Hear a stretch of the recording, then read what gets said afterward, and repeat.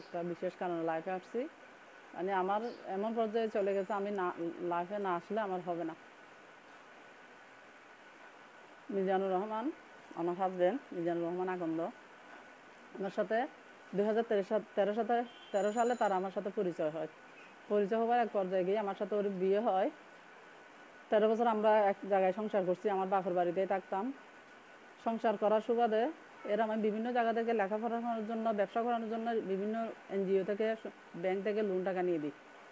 ইসলামী bank থেকে 1.5 লাখ টাকা, বুড়ো বাংলা থেকে 2 লাখ টাকা, আপনার এই আশা সমিতি থেকে 70,000 টাকা ঋণগুলো নেওয়ার পরে হঠাৎ 3 মাস পরে দেখি যে সে বিয়ে করছে, আমাকে না জানিয়ে দ্বিতীয় বিয়ে করছে। বিয়ে করার এক পর্যায়ে গিয়ে আমি যখন জানতে পারছি, তারা অনেক চাপ দিলাম, পরে দেখি যে না, ও ওকে ছাড়বে না। তখন আমি বললাম, ঠিক আছে, তুমি যখন বিয়ে করে ফেলছো, কিছু করার নাই, ওইখানে 2 দিন থাকো, এখানে 5 দিন আসো। ও বলে যে না, তোমার কাছে আসতে আমার 5 দিন কেন, 2 দিন কেন লাগবে, আমি তো কুটেই থাকবো।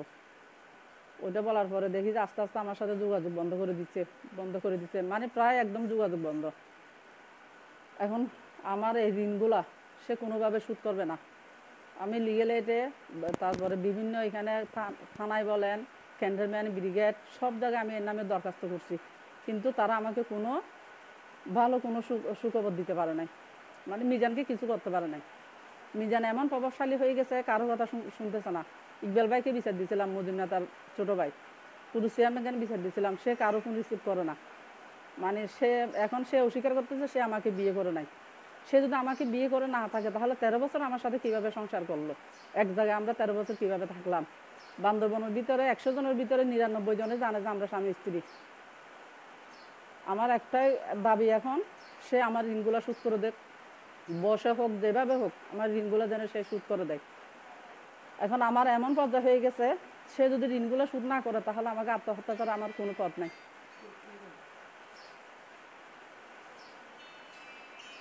বলবো, এখন আমি প্রশাসন বলেন, যারা বান্দরবনবাসীর কাছে আমার একটাই প্রশ্ন, মানে এরা যেভাবে হোক, আপনারা যেভাবে হোক ধরে পারেন, বসাই পারেন, যেভাবে পারেন বলেন, আমার ঋণগুলো শোধ করে দিতে। আমি চাইবো না এর সাথে সংসার করতে, কারণ সে যখন অস্বীকার করছে আমাকে বিয়ে করে নাই, তাহলে আমি এর সাথে আর সংসার করব না। এখন আমার একটাই কথা, একটাই দাবি, তারে বলেন আমার ঋণগুলো শোধ করে দিতে। আর সে যদি আমার ঋণগুলো শোধ না করা, অলরেডি আমার নামে ইসলামী ব্যাংকের মামলা হয়ে গেছে, আমি প্রতি মাসে হাজিরা দিচ্ছি। এখন আমি গত 24 তারিখ হাজিরা দিছি। এখন আমার না 12 তারিখ, আমার আর একটা ডেট দিছে আপনার 31 তারিখ। 31 তারিখে যদি আমি টাকাটা নিয়ে না যাই, তাহলে আমার নামে ওয়ারেন্ট বের হবে, আমাকে জেল কাটতে হবে, মানে রায় হয়ে যাবে মামলা। তো আগে হয়ে ফেলেই দিই। এখানে থাকা অবস্থায় আমার সাথে যখন পরিচয় হয়, সে তখন অনার্সে মাত্র ভর্তি হয়। এরপর থেকে সে ল কমপ্লিট করা পর্যন্ত তাকে আমি হেল্প করে গেছি বিভিন্ন রকমভাবে। মানে আমি যে চাকরি করছি, অনলাইনে ব্যবসা করছি, তারপরে আপনার এই হোটেল খুলছিলাম, শুধু এর লেখাপড়া করানোর জন্য।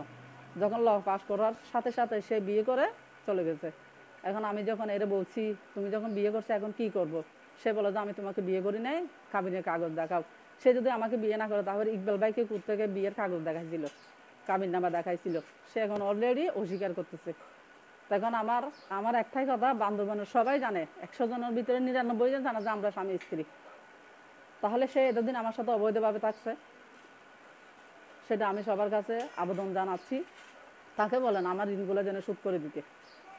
অনেক, সে এখন বিমানে চড়ে, কারে চড়ে, সব জায়গায় চড়ে। সে যদি ভালোভাবে চলতে পারলে, তাহলে আমাকে কেন এরকম কষ্টের ভিতরে ফেলে গেছে? আমি তো তারা বলতেছি না আমার সাথে সংসার করতে, আমি বলতেছি শুধু আমার ঋণগুলো শোধ করতে। এখানে আমার সংসারে থাকা অবস্থায় তারে বিভিন্ন কাজে আমি হেল্প করছি। সে নাগরিক পরিষদ করতে চাইছে, আমি হেল্প করছি। আমি সহ মহিলা নিয়ে গিয়ে তারে নাগরিক পরিষদে মিটিং মিছিলে বিভিন্ন জায়গায় হেল্প করতাম। এরপরে দেখি যে সে এই জাতীয় পার্টি করবে। আমার বাসায় আমি কেন্দ্র খুলে দিছি, আমার ঘর ছেড়ে দিছিলাম কেন্দ্র করার জন্য।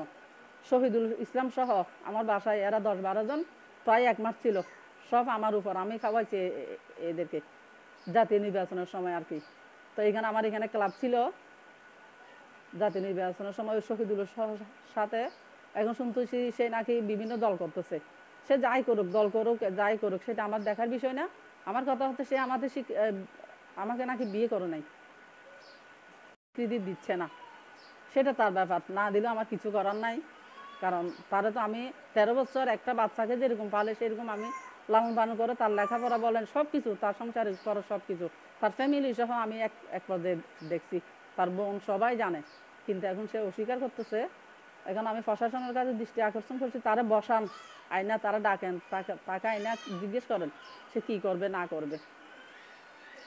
বলতেছে আমাকে বিয়ে করে নাই, তাহলে আমি প্রশাসনকে অনুরোধ করবো আমাদের এলাকায় এসে বান্দরবনে একটু খোঁজখবর নিতে, সে কোথায় ছিল এতদিন, কার কাছে ছিল, তাহলে কি আমার কাছে অবৈধভাবে ছিল?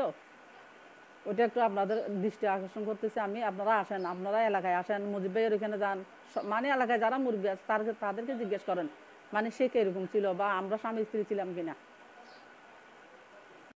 এটা হচ্ছে আমার দ্বিতীয় সংসার।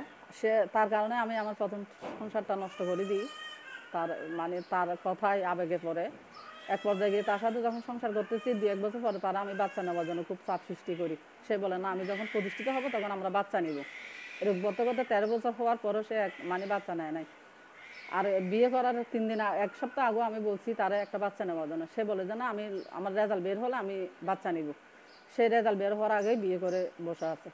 তার এটা হচ্ছে পরিকল্পনা ছিল, মানে আমার কাঁধে সে পা রেখে প্রতিষ্ঠিত হবে বা কিছু একটা করবে, বান্দরবনে একটা প্রভাবশালী হবে, এরকম একটা তার টার্গেট ছিল। তার টার্গেট শেষ হয়েছে, সে আমাকে ছেড়ে চলে গেছে, আমাকে বিয়ে করে নাই। বিয়ে না করলে 13 বছর কীভাবে ছিল আমার কাছে। কিন্তু বিভিন্ন মেয়েদের সাথে বালাঘাটে একজন আছে রূপালী নামে, এক মেয়ের সাথে 7 বছর সম্পর্ক ছিল, বান্দরবনে সবাই জানে, তার বন্ধু বান্ধব সবাই জানে। তারপরে রহিম চৌধুরী বিল্ডিং একটা মেয়ে ছিল কাজলি নামে মেয়ে, 3 বাচ্চার মা, এর সাথেও সম্পর্ক ছিল। মুসলিম নিয়ে কাজ করতেছে টাঙ্কির পাহাড়ে, আবদুল্লাহ বলে একটা ছেলে আছে, ও শালির সাথে মানে একে বিয়ে করবে এরকম প্রস্তুতি দিয়ে এর সাথে অনেক সম্পর্ক করছে। মানে এর সাথে এর কোনো মেয়ে মানে সাহায্য চাইতে আসলে কোনো মেয়ে তার হাত থেকে বাঁচতে পারতো না, যে কোনো পদে তার মানে বসে নিয়ে আসতো হেল্প করবে বলে। তার তার সংসারও অনেক অশান্তি। কয়েকদিন আগেও নাকি শুনলাম এর বউকে নাকি বাপের বাড়িতে পাঠাই দিচ্ছে ডেলিভারি হওয়ার জন্য, খোঁজখবর নেয় নাই। ইসুফ স্যার আছে, ইসুফ স্যার এক ব্যবসায়ী, মিজান আরেক ব্যবসায়ী, দুইজনে মিলে মুসলিম নিয়ে কাজ করে, ঠিক আছে, কিন্তু ওইখানে সুন্দর মেয়ে দেখলে এরা বুক করার জন্য না হলে বিয়ে করবে, না হলে অন্য জায়গায় বিয়ে দিয়ে দেয়। আমার যা ধারণা ইসুফ স্যারে এই সব কিছু করায়। না হলে বিয়ে করার আগে আমি ইসুফ স্যারকে ফোন দিয়েছিলাম, ইসুফ স্যারকে বলছি স্যার এ বিবাহিত, কিন্তু ইসুফ স্যারে সেটা দেখে নাই, না দেখে মিজানকে বিয়ে করাই দিছে। এখন আমার মনে হচ্ছে ইসুফ স্যারের সাথে মেয়েটার সাথে ঘনিষ্ঠ হয়েছে, তার জন্য আমার হাজব্যান্ডকে বিয়ে করাই দিছে, না হলে এরকম হইতো না। সে এখন কারানীহাটে 2 নম্বর ব্রিজে নাকি থাকে, আমি খবর পাইছি।